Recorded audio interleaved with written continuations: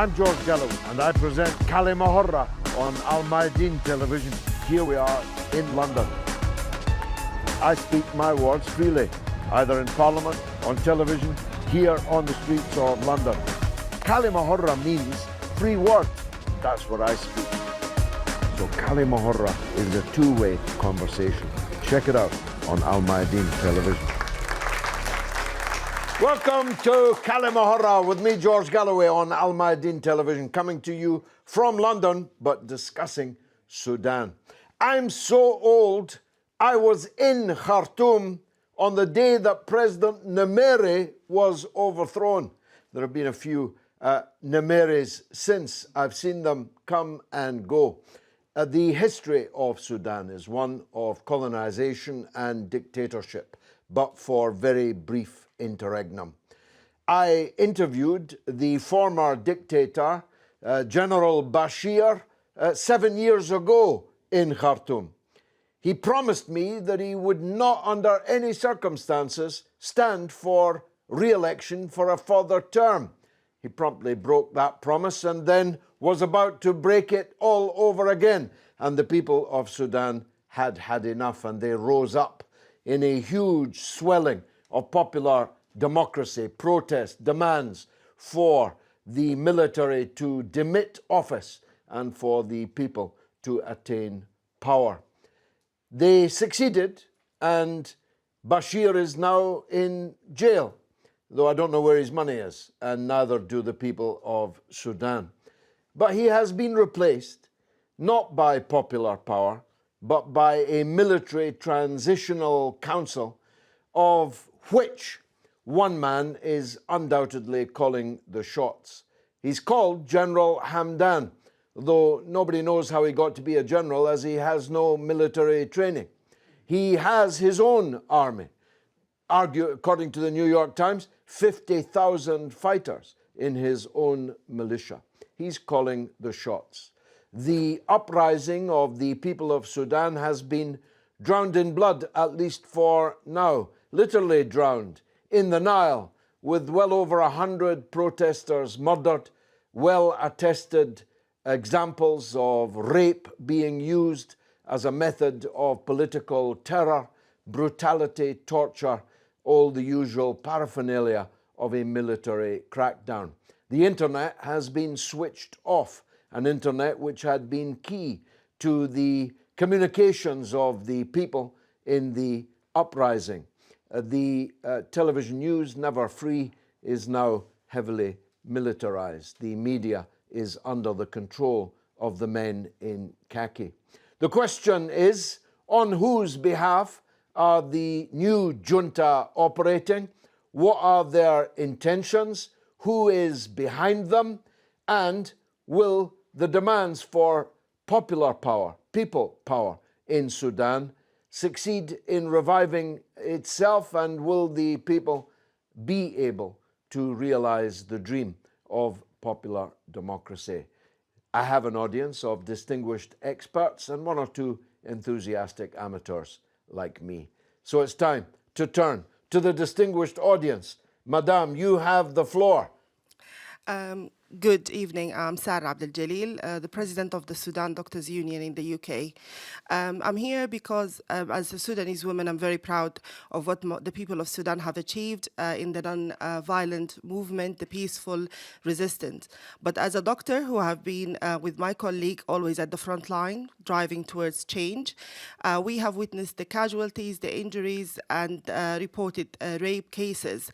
And therefore, we have been under a lot of austerity measures ourselves, being shot and killed and detained and arrested like all other people in Sudan. So the question is, and that's open for discussion, if the people of Sudan have led for 6 months a peaceful resistance, and they avoided to be engaged in any army conflict.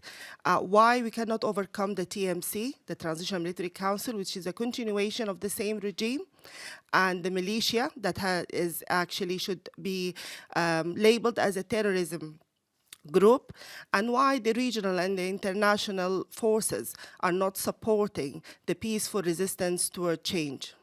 Well, maybe because they don't want it to be catching in their own countries. how can countries themselves ruled by brutal military dictatorships possibly want people power to come to power in Sudan? That's the answer, isn't it? I think to some extent, but they have to realize that the stability and the security in Sudan, which is situated in a very important geopolitical area, will have a positive sort of influence. I think that the fight in Sudan is not just for Sudanese people. I think it's a global fight for justice. Who else would like to respond? Yes, sir. My name is Jihad Mashamoun, and I'm a doctoral researcher at the University of Exeter. Welcome. And thank you very much for allowing me to be part of this show. I'm here as a capacity as a researcher because I've been covering what's happening in Sudan for a while, and that's how I got to know Dr. Sara. And what I realized is that what's happening in Sudan now is inspiring, that the nonviolent resistance movement is activated again, where you'll find organizers in the streets protecting the neighborhoods and having cohesion with each other. However, what's missing in this is I realized that the international community is not doing enough to pressure regional countries in the region to pressure the TMC to give up power. I'm touched by your faith in what you call the international community. I'm touched too. But I mean, we have to use terminology. That's what a scorpion stings because it's a scorpion. The international community, so-called, betrays the Sudanese revolution because of what it is, because of what the international community is and what the Sudanese revolution is. Well, I do agree with you, but I'm using terms that they told me to use in academia. International community. Don't use these things here. As Tony Benn once said, I realized at one point during the Iraq war that I knew one half of the international community because the international community was George Bush and Tony Blair. That I agree with you. But when I'm talking about forces within the international community, I'm talking about the US, and the UK needs to take a leadership role in pressuring Saudi Arabia, Egypt, and the Emirates to force the TMC to give up power. Who are these regional actors you think that are behind the TMC and the resistance to democracy? From what I can see, it's the Emirates. Emirates is having a heavy influence. And it's... But you see, Sudan is an historic, huge, populous, mighty country. The Emirates is a petrol station with a flag. And a yachting marina in Dubai. I can't accept, because I know the Sudanese people so well, that they are going to dance to a tune dictated by a Bedouin prince. Okay. But then we have to look at the country's interests. The problem with the UAE and these countries is they don't understand if they give us a civilian government power, they're actually going to get their interests achieved. I mean, the UAE, Egypt, and Saudi Arabia, they're scared that the Muslim Brotherhood would come to power. And that's why they're resisting a civilian power. Is that what it's about, you think? Fear of the Muslim Brotherhood? Fear of the Muslim Brotherhood and, of course, regional influence. They're trying to, especially the Emirates, is trying to enhance its regional influence. Very interesting. So if basically they need to understand that a civilian government would address this kind of concerns, and the international community, including the US and Britain, that their concerns with regards to terrorism would be resolved, and immigration would be resolved if they support a civilian government. The United States and Britain are behind most terrorism in the world. You need to step out of academia, my friends. Let's take the lady behind you. No worries. Cheers, though. Hello, good evening or good afternoon. My name is Samar Sidika. I'm a visual artist and an activist and a mother. What I think about this revolution, to be honest with you, I have a kind of different view or perspective from everyone else. I've seen this revolution from the beginning, from 2013, since it started. I believe this revolution has started in 2013 and been stopping and going and stopping and going until now. But unfortunately, I've been watching Sudan since 2003, where a lot of Sudanese people did not know what was happening in Darfur. There was a genocide in Darfur and massacre of a lot of people. The government said that they massacred these people because of religion war, and I don't think it's true, to be honest with you, because I've been doing a lot of research about Sudan. These same people now that massacred people in Darfur are in Khartoum, and they are killing our people again. And the first time, Sudanese people in Khartoum and everywhere did know about it because of media, cut-off media, and then, internet and news. And now again, the world, they know a little bit about Sudan, but a lot of the people don't know where Sudan is and who we are. But I believe the key lies in our hands, the people who are in America, in the Sudanese, in America, in Britain, in Canada. And I'm looking at the problem with a different kind of perspective. Everyone is looking at peace, and I believe in peace, don't get me wrong, but I also believe that we need to think ahead. We need to think 3-4 steps ahead. What if these people doesn't stop killing our people? Because we've seen this same thing before in Darfur. So what if we can actually make a world globing, a warning to people, and we make it different from here? Obviously, the people in Sudan, they're doing their best to fight this regime, but they can't do anymore, because I feel like when I look at them, they're scared, they're lost, they're desperate. They've been living in this regime for so many years, suffering from economic problems, in a country that it doesn't make any sense, because our country is full of goods, but these people have destroyed our goods. But I believe there's hope, there's always hope. Only if, to be honest, we have the right leaders.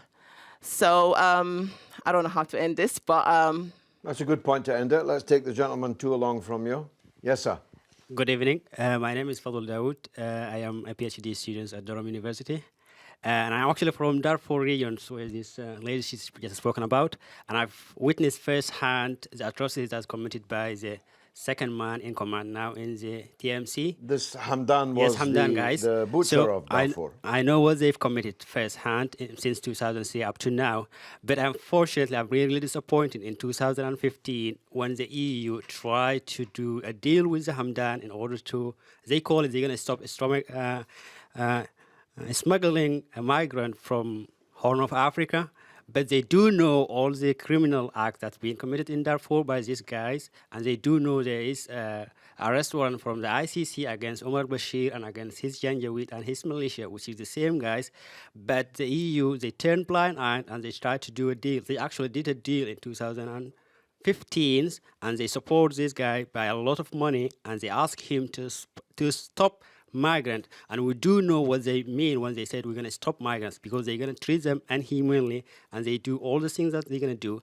But the Human Watch, they produce a very good report condemning that agreement between the EU and the Hemeti and the Janjaweed militia.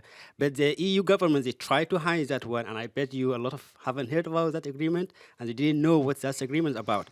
So this gentleman went earlier speaking about the regional government, they're trying to support the transitional military government. I think those regional governments, they are doing work on behalf of other peoples, namely the Western government, because they really don't need any stable civilian government in Africa or anywhere else. But I think the Sudanese will prevail, and they will gonna stop all this. I would call it outside agenda, and we're gonna establish our civilian government and civilian rule in Sudan, and we're going to hope and build the government that we're going to hope for. Let's take the gentleman next to you. Yes, right next to you. My name is Basil Sheikh, and I'm a director in a telecom company. The issue we have is that we living in a dream, I think, and especially in our countries, where we think that we are in control. Or we actually think, our people think that they've actually gained real independence since the colonization left our countries, whole of the Middle East and Africa. And I think that's one of the biggest lies. What happened is the colonization is just still there, present, but under different premises, masks, and mainly with proxies. And that explains the sort of the interference that's happening. So when we talked about Egypt or role of, and why the military council is touring around the Middle East, going to Emirates or going to Saudi, basically this was like a instead of directly talking to the United States. So our people need to understand that the governments in Sudan, Sudan is an ex-colonized country, when the British left, how America after the Second World War came to that region by the say of military coups, and this is very important to realize. So the Numeri regime was actually pro-American, but people didn't realize. So they raise all these nationalistic, views and stuff and slogans, but actually they're not nationalistic. And the Bashir regime as well raised the flag of Islam and being the country, but actually it wasn't. And underneath all the policies were actually homogenized by the international community and the American policies of the World Bank, etc., which led Sudan to this dire situation and people going out on the streets. So to be able to fix that situation, people in that country or in each of this country, they need to get hold of their own decisions. And they need to really clear all those people sitting at the top, whether military council or even political parties. Anybody who tries to come with an imported, political agenda from outside should really be rejected. The people should decide for themselves. Very interesting, yes. Let's take the gentleman in the front row. Hello, my name is Mawan Muortat. I'm from South Sudan, political commentator from South Sudan, now a separate country from what remains of Sudan. I'm here to show our sympathy. South Sudan stands for the people of Sudan. One reason that South Sudan became independent, contrary to all the views about international interference, is because the history of Sudan is full of two things. One is the militarism, and the other thing is reactionary politics. So Sudan was dominated by very, very reactionary regimes that, unfortunately, they only had 10 years in terms of civilian rule, but the rest of the years since independence 64 years ago have been under military rule. Contrary to what was said about Numeri came up as a socialist originally and then changed colors as he I remember it well. The reason South Sudan fought for independence is because it failed to convince the successive systems in the north that we need to have a pluralistic society that can accommodate different religions, races, languages, and so on. Completely rejected that. And this revolution is a continuation of a Sudanese tradition that goes back many, many decades. There have been 3 revolutions, and this is the 3rd revolution, in 1964, 1985, and now. And the people's aspirations all this time have been to create a new Sudan that is pluralistic, that can accommodate everyone, that is visionary, that is democratic. And every time it has been frustrated. And this is what has happened now. So rather than blame other forces, we must blame the Sudanese leadership. I have total sympathy with all these boys and girls that have been killed in the streets. And there's no blame for any external force except the Sudanese forces.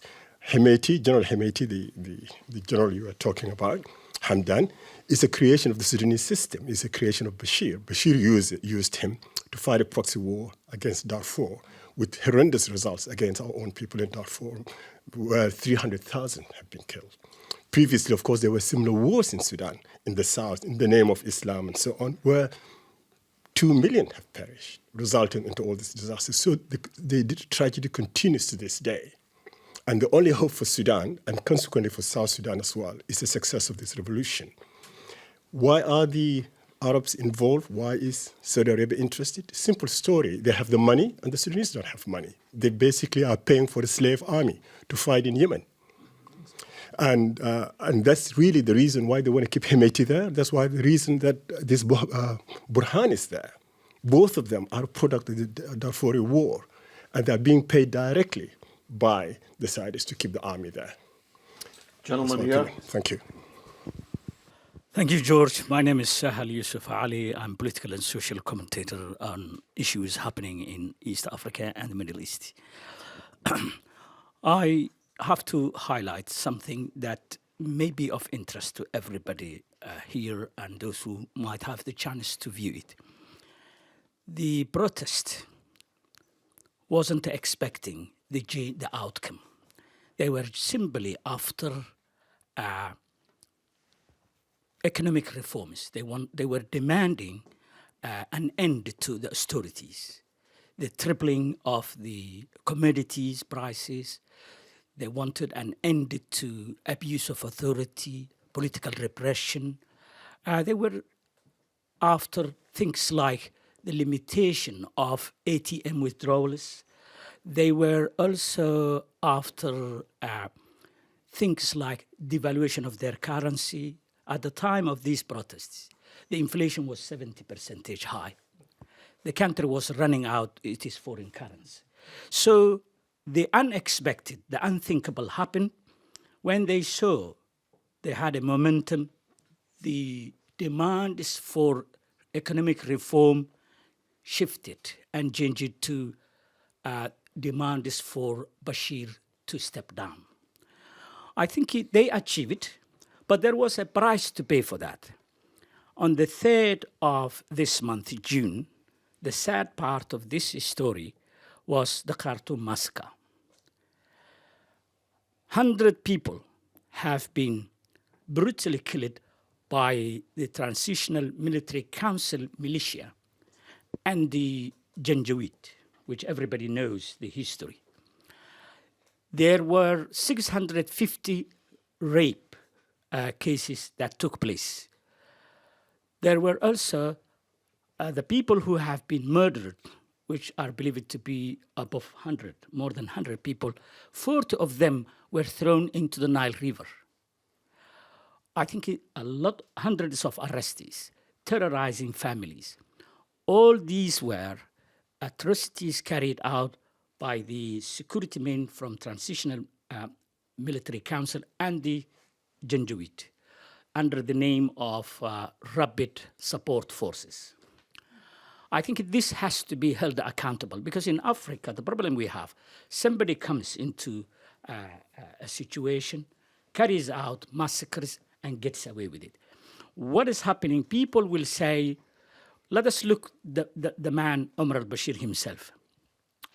He came into the power 1989, a year after, whether he was behind it or didn't know it, and some people also blame Hassan al-Turabi, Osama bin Laden was invited into Sudan.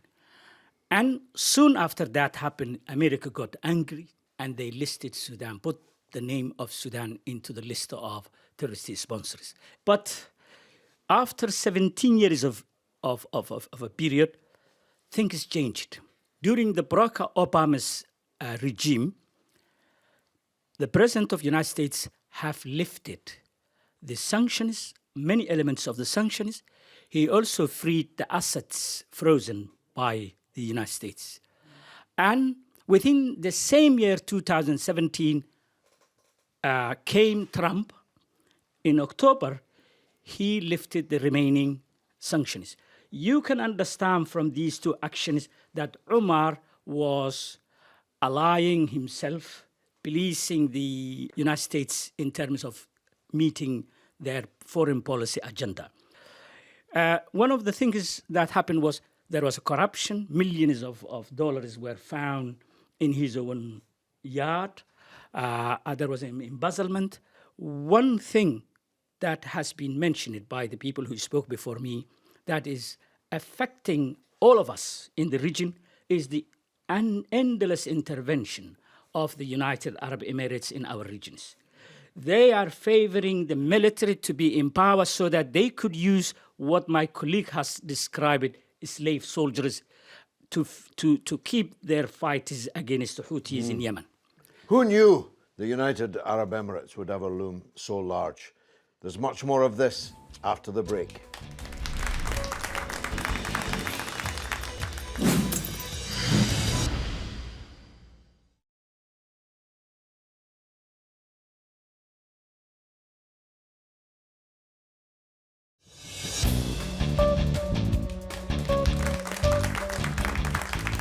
You're watching Kalima Horra with me, George Galloway, for Al Mayadeen Television, coming from London, talking about the Sudan. Earlier, we took the Kalima Horra camera onto the streets of London to see what the people thought. Let's take a look.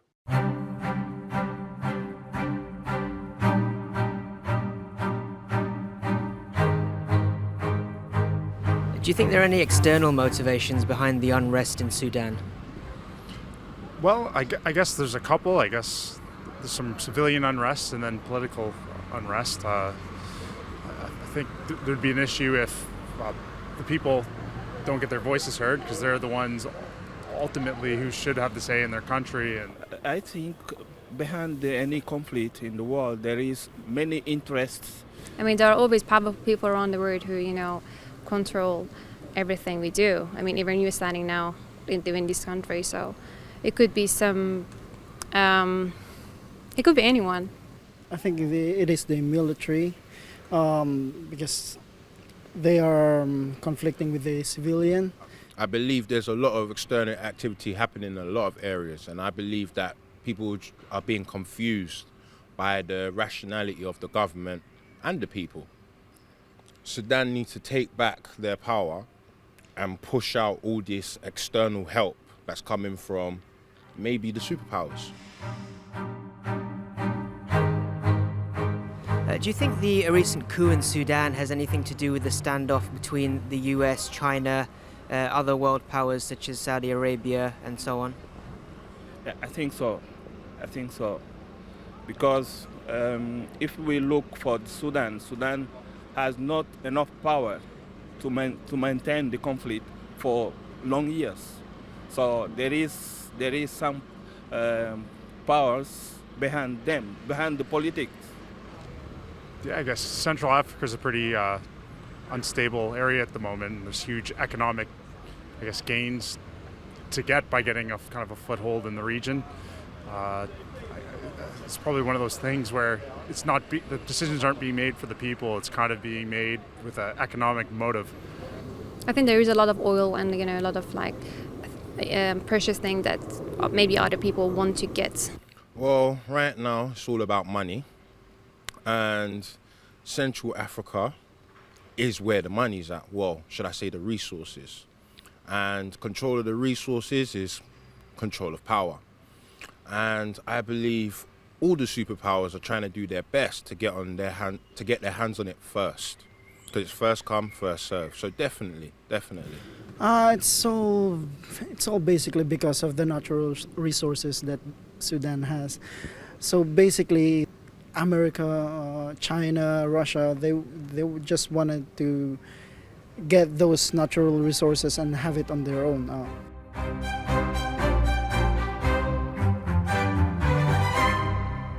Some clever people on the streets of London there. Yes, let's take the gentleman in the middle. Yes, good evening. My name is Sidika Osman. I'm a member of the Popular Congress in Sudan. I totally agree with the brother from South Sudan and the brother there who said our elements of our political system, some of them are proxies from outside. I would say our whole political system is being created by the same power that colonized Sudan before.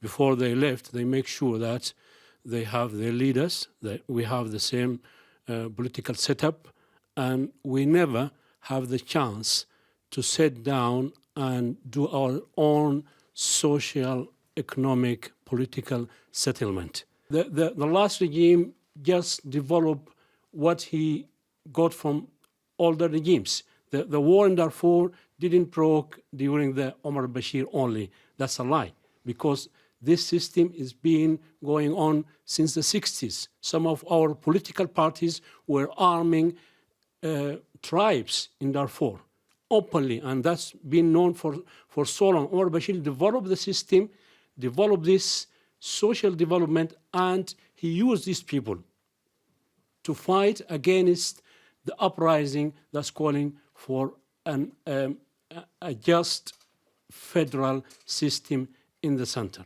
And what we're seeing now, let me tell you something. The same day, the army came to aside themselves with the revolution, with the uprising in Sudan, which is the 11th of April. The same day, 5 of the political leaders of the so-called freedom and change were summoned to Abu Dhabi. To do what? To do what? One of them came out of that meeting. He wrote very clear, there is now a regional power that have no interest in democracy in the region. But this regional power have a very clear mandate against the political Islam. And we as leaders should align ourselves without any reservation with that regional power. Unfortunately, he's my friend. He's a very close friend to mine, and we used talking, and immediately I text him. The minute I wrote read what he wrote, I text him, I can't believe you're saying this. He said, what's wrong with it? I said, everything is wrong with it. You're aligning with yourself with an international or regional power against your local national opponent. How is that democratic? What are you talking about? You are just another hypocrite. You're fighting for decades for something. When it came, you don't want to grab it. You're going outside to seek alliance with other people who have no interest in your country, who have no interest in democracy. You are just another dictator. You are just another Bashir for me. So what is happening now, we have to sit down and realize there is a big social development in Sudan happening in Darfur, happening in the center. The people who went out in the street, and this uprising is the new generation. This new generation was never there before. Why? Because the old system didn't want the people to have enough education and enough knowledge. And they kept us with 2 or 3 universities in the whole Sudan. Now, there are like tens of universities in Sudan, and this is the product. The new product, the new social development, if we don't address it morally, if we don't address it politically, and if we don't address it wisely, we're going to go into a full-scale civil war. The same war we launched against the South, the same war we launched before against Darfur, is just being now centralized in Khartoum. Very interesting. Let's take the gentleman in the front row. Thank you very much for having me. My name is Abdullah Hirat. I'm the president of Somali National Council. I would like to highlight some the key issues about Sudan and the regional players. We, hearing like all the time Emirates involvement, Saudi Arabia's involvement, and also militias, which is not under the control of the government, and we don't know who they are, who support them financially. So since the invasion of Iraq, we had a company called Blackwater, led by Eric Prince. The world known since the massacre of Tahrir Square in Baghdad. That is when they come out. Since then, they started organizing a lot of political chaos in the region, and they most of the time trying to integrate within the revolutionists or within the governments. So what is happening in Sudan is what had happened in Somalia. What we would advise is, number one, to reorganize yourselves. Rely on the Sudanese only, even if he is a dictator or non-dictator. What is in between, it is disastrous, and I'm sure they will pay the price if the Sudanese people don't be aware of this kind of involvement, because the American and Britain, they, especially America, launched war on democracy. They are playing a game to rule the whole world, to colonize the world in a very smart way, sending their spies to lead those countries, like what's happening like Somalia at the moment, what had happened in Libya, what's happening in Iraq. They creating problems. Look what's had happened in Syria. They creating problem, and then they try to get way to invade those countries and to send their boys to lead those nations. This kind of terrorism, we are fighting Somalia. You heard Al-Shabaab. I know every single leader in Al-Shabaab, where they born, how they started, how they are, who's supporting them, who financially giving this, chemicals. Even Somali government cannot have the license to, import those kind of chemicals to create this kind of bombs. So what we're trying to, say is like, whenever we hear Emirates, Saudi Arabia, they cannot even put their hands up if the America or Britain wants to, for them to do it. Very interesting. So let's take the lady here in the middle. Hi, my name is Rania, and I am Sudanese living in UK, in London.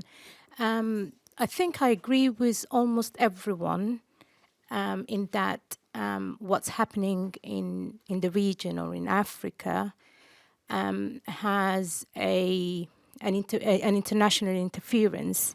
And with regards to Sudan, I think the direct evidence for that is Russia and China taking the veto against UN involvement in taking peace. The gentleman here pointed out about the massacre on the 3rd of June, and that was something. I mean, in the social media alone, almost everyone was taking interest in what's happening, because this is beyond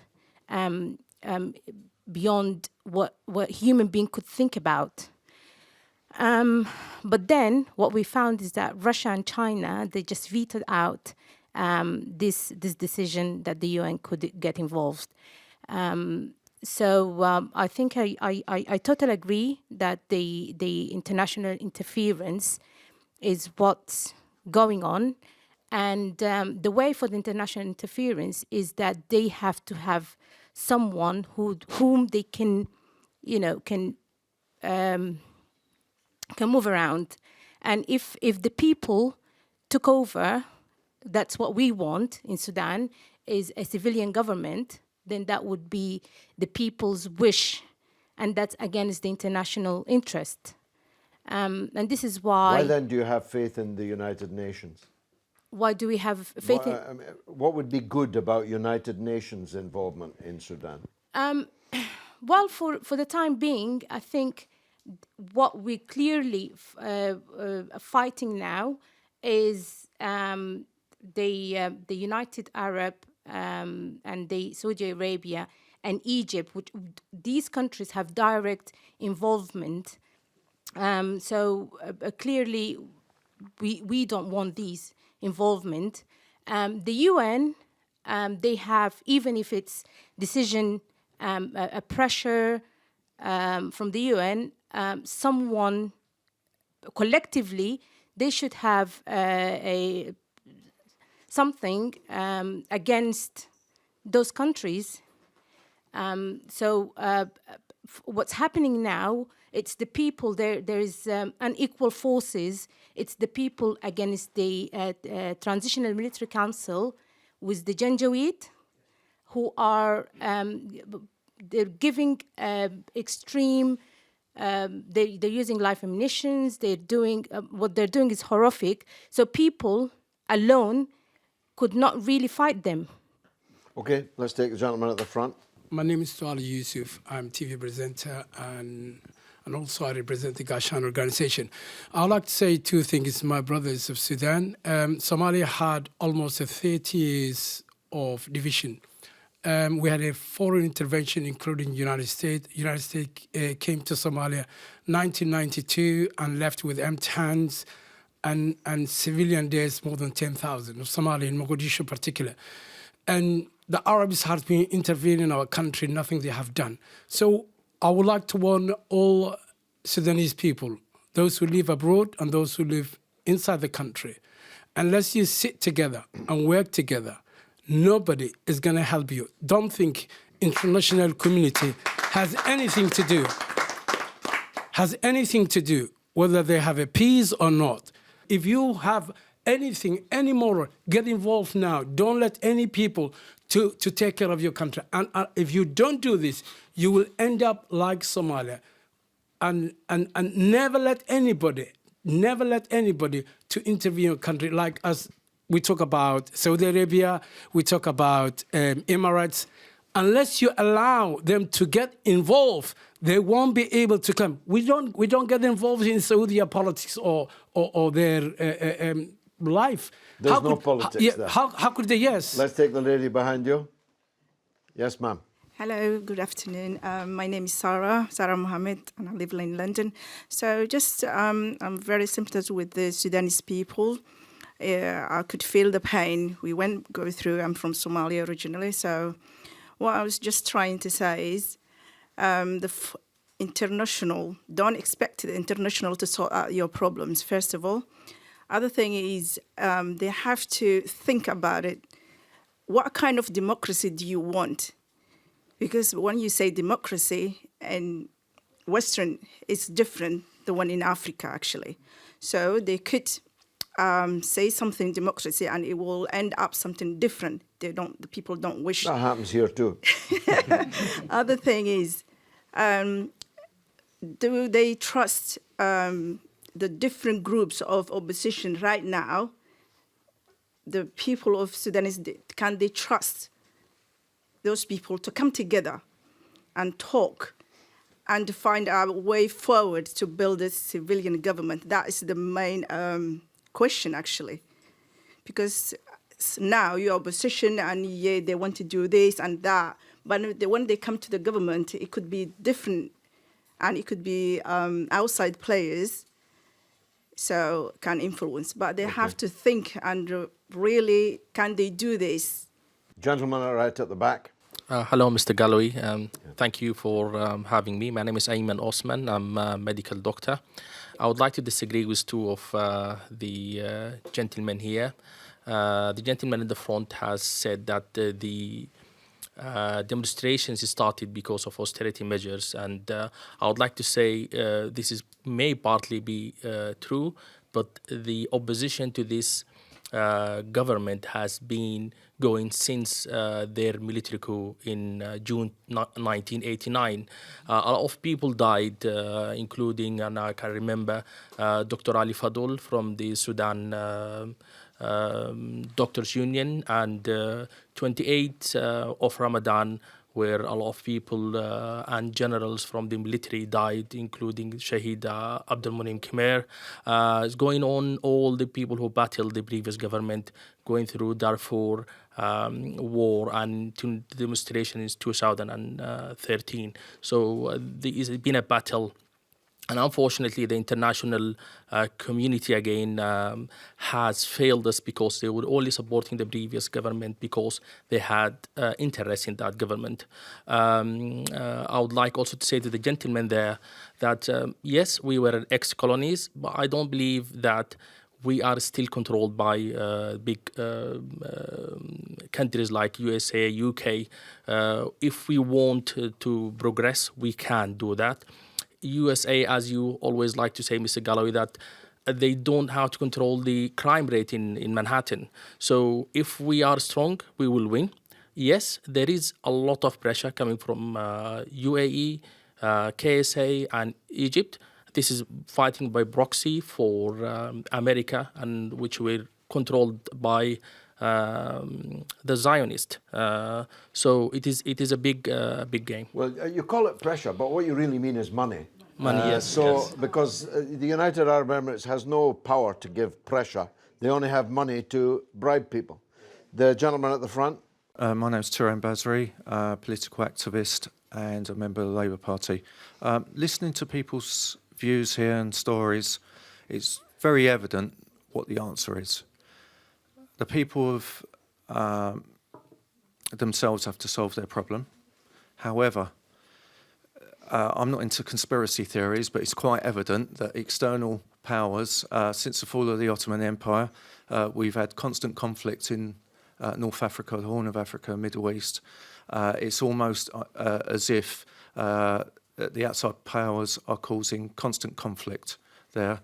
And I think that change will not come until change comes within the colonial countries, the colonists to begin with. We see it in Brazil, where they can quite openly change a government at will. Most of the wealth of Africa is actually outside of Africa, and that should be for the people of Africa. Africa is still colonised, but it's done economically. Sure, I must say I strongly disagree with that. If you wait for change in the colonising countries, you'll wait forever. I go back to my scorpion analogy. There will always be scorpions in the imperialist countries. But it's within the power of the people of Africa to take control of their own destiny. And there are countries in the world, I'll give you one, Cuba, for example, which rose and overthrew colonialism and has maintained its independence in the teeth of all efforts to destroy it for well over half a century. But that was with the support of Russia. Yeah, of course. So Sudan, the Sudan people can look abroad for support. But when the Soviet Union collapsed, Cuba did not collapse because the Cuban people themselves had been revolutionized. But if you're going to call it a revolution, it has to really be a revolution, not just using these kind of words. Who hasn't spoken and wants to? Gentleman at the end. Some disagreement with that. The history of socialism really goes back to the modern history of socialism. Goes back to the Russian Revolution, and the aspiration of the Russian Revolution was a world revolution, and the aspiration for world revolution really does mean that you can't kill the monster anywhere except at its head.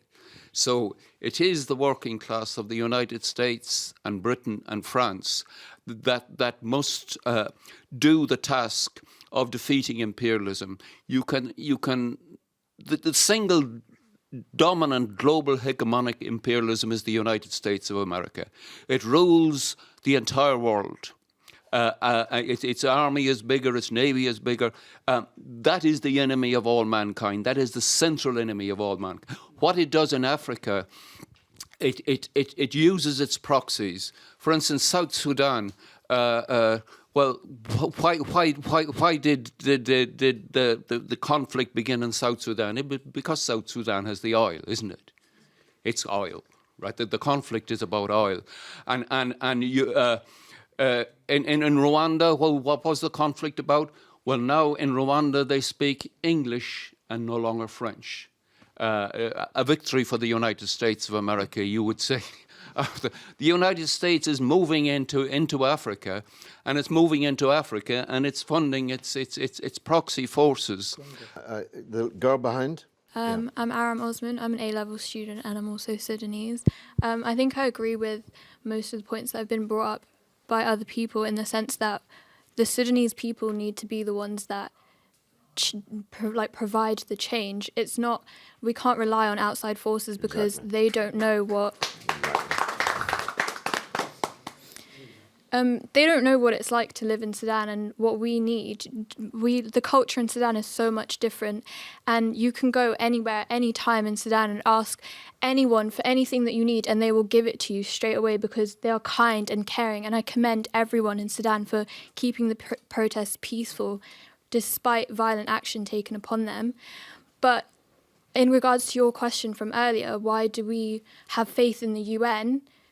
We still need support from outside forces to say what's going on is wrong. We don't need them to change it for us. We just need other people to condemn it. Yeah, I'm just trying to stop any tendency towards believing that will happen. Understood. You're right to demand it. You have a right to it. But without demanding it, it won't come. Regardless happen. of whether it comes or not, you need to demand it. Demanding it is fine. And appeal to the people. I just make the point en passant before the last comment, I'm afraid. The people of Iran overthrew the mighty Shah, and for 40 years have maintained a revolutionary country in control of its own affairs. It is possible to do it, but you have to be determined to do it, and you have to be smart enough to do it. Last speaker, the gentleman in the brown jacket. Go ahead, sir. Right. So, yes, talking about this in United Nations, I think the starkest example we have is Palestine. How many orders have been taken out? Nothing has been implemented on the ground. Coming to Sudan, I think that there's an important point I want to address, is because we're sitting here in a platform, in a media, in a Western media, we're not on the ground. I need to talk about the topic on the ground. There is a real problem. The problem is, if you want to walk out of such a situation, dire situation, is there needs to be a united front leadership with a certain mindset. And that, unfortunately, is not available. And the problem we have is the heritage of the Sudanese people, for example, mostly, at least we're talking about this North, Arab, Muslim, etc. Now, the issue is this government specifically, which was in place, the previous one, which is the military council still trying to preserve and has links to, is, they called so Islamic sort of government. They call for that, which is the heritage of the people of the country. And a lot of people got fooled. And they believed them, and that was the problem. And they gave the worst example ever about this great religion called Islam. I mean, the same what we saw of like ISIS example and all of that. And that is a big issue. That's why we now have a lot of people as well calling for, let's have complete secularism. If you got nothing to do with Islam, I don't want to talk to you. And there is communist people as well. And there is people from, siding by the military. So you have all these different factions. How are you going to unite all these people and have one? And this is where I wanted to point people's attention. There's a trick in the media, which is this dilemma. They say, George, do you want tea or coffee? Well, I like chocolate. Isn't there a third option? When they went to, when Blair Bush wanted to go to Iraq, they were told, do you want Saddam, stay under Saddam, or do you want Americans to help you? Well, isn't there a third option? Why don't the people take their own hands, things into their own hands? So the same thing is being told now in Sudan. They're saying to them, do you want to remain with the hypocrite Islamic, party and the military, or do you want, let's get help from the outside? Well, why is these the two only options? There should be a third option, which is we need to go back to our heritage, and this heritage that has been smeared, which is what they call Islamic and this and ISIS. We as Muslims deeply know it, and we know what our Prophet Muhammad did in names of Islam, of real justice. We have a heritage, we have a complete system that can solve our problems, nothing to do with hypocrisy or injustice or anything, and that's what we need to go and search for. Well done. Unfortunately, because we could have kept this going literally all night, but we've run out of time. I'm going to close the debate now, and thank you all for participating. And this is an argument that will run and run. I've been George Galloway. This has been Kalima Horra on Al Mayadeen Television. Thank you.